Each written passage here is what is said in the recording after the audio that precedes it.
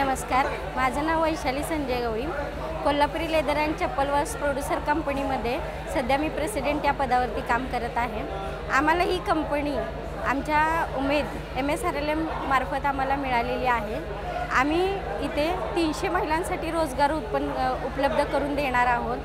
तर आज आम्हाला हा रेल्वे स्टेशनवरती स्टॉल मिळालेला आहे, जो आपल्या CEO सरांच्या प्रयत्नातून मिळालेला आहे आणि या संधीचं सोनं आम्ही नक्कीच करून दाखवू.